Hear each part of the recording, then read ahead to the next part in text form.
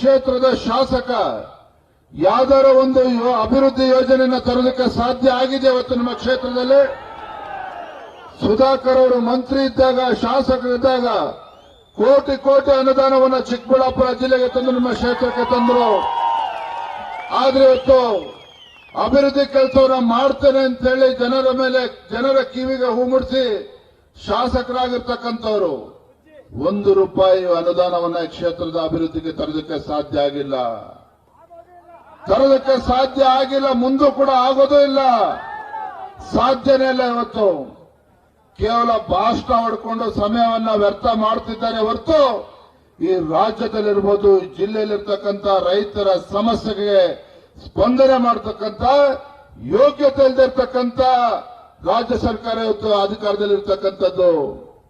ಇಂಥ ಸರ್ಕಾರಕ್ಕೆ ತಕ್ಕ ಪಾಠವನ್ನು ಉತ್ತರವನ್ನು ಕೊಡಬೇಕಲ್ವಾ? ಹಾಗಾದ್ರೆ ಇವತ್ತು ಯಾವ ಜನರು ಇವತ್ತು ಇಂಥ ರೈತ ವಿರೋಧಿ, ಬಡವರ ವಿರೋಧಿ, ದಲಿತ ವಿರೋಧಿ ಸರ್ಕಾರ ಇವತ್ತು ರಾಜ್ಯದಲ್ಲಿ ಬಂದಿದೆಯೋ ಅದೇ ಜನರು ಇವತ್ತು ಶಾಪ ಆಗ್ತಾ ಇದ್ದಾರೆ. ಯಾವಾಗ ಸರ್ಕಾರ ತಲುಪ್ತದೆ ಅಂತ ಹೇಳಿತ್ತು ಶಾಪ ಆಗ್ತಾ ಇದ್ದಾರೆ. ಇವತ್ತು ರಾಜ್ಯದಲ್ಲಿರ್ತಕ್ಕಂಥ ಮತದಾರರು ಇವತ್ತು ಅಂತ ಒಂದು ದಾರುಣ ಪರಿಸ್ಥಿತಿ ಬಂದಿದೆ.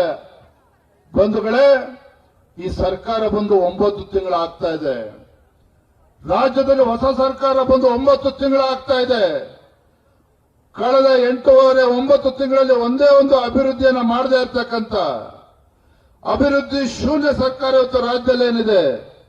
9 ತಿಂಗಳಲ್ಲಿ ತನ್ನ ಜನಪ್ರಿಯತೆಯನ್ನು ಕಳೆದುಕೊಂಡಿರ್ತಕ್ಕಂಥ ಸರ್ಕಾರ ಇಡೀ ದೇಶದಲ್ಲಿ ಯಾವ್ದಾರ ಐತೆ? ರಾಜ್ಯದಲ್ಲಿರ್ತಕ್ಕಂಥ ರೈತ ವಿರೋಧಿ ಕಾಂಗ್ರೆಸ್ ಸರ್ಕಾರ. ಇಡೀ ದೇಶದಲ್ಲಿ ಯಾವುದೇ ಸರ್ಕಾರ ಇಷ್ಟು ಕಡಿಮೆ ಅವಧಿಯಲ್ಲಿ ಈ ಒಂದು ಜನಪ್ರಿಯತೆಯನ್ನು ಕಳೆದುಕೊಳ್ಳೋದಕ್ಕೆ ಸಾಧ್ಯ ಇಲ್ಲ ಅಂತ ಸಂಪೂರ್ಣವಾಗಿ ಜನಪ್ರಿಯತೆಯನ್ನು ಕಳೆದುಕೊಂಡಿದೆ ಇವತ್ತು ರಾಜ್ಯದಲ್ಲಿರ್ತಕ್ಕಂಥ ಕಾಂಗ್ರೆಸ್ ಸರ್ಕಾರ.